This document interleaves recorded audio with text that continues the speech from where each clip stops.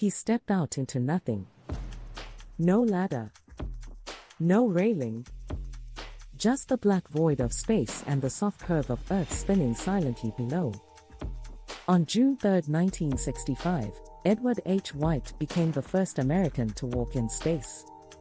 But what most people don't know is just how close he came to never making it back. The mission was called Gemini 4. Its goal?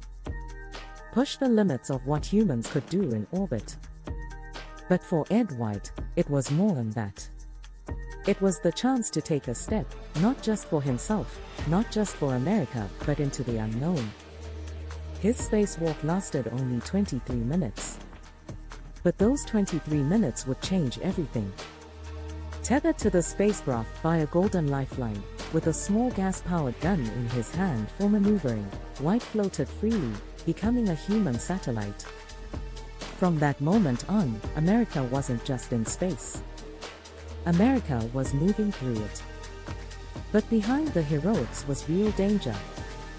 This was 1965, computers were primitive, navigation systems unreliable, and suits were barely more than stitched fabric over pressurized gas. The hatch that let him out. It almost didn't close.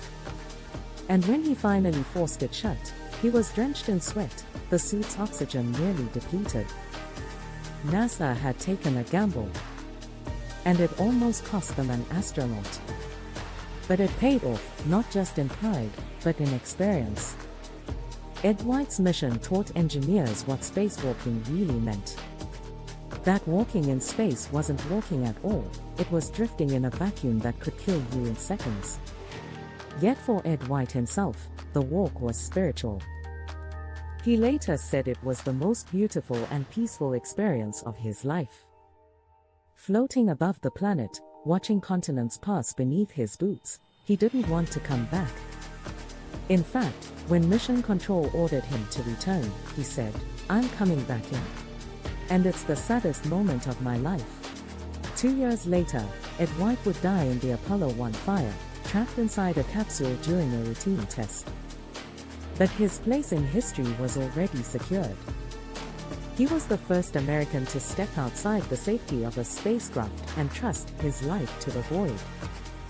He didn't just push boundaries.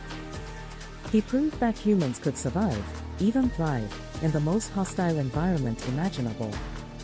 And that moment, one man drifting above Earth with only a lifeline and courage, became an icon.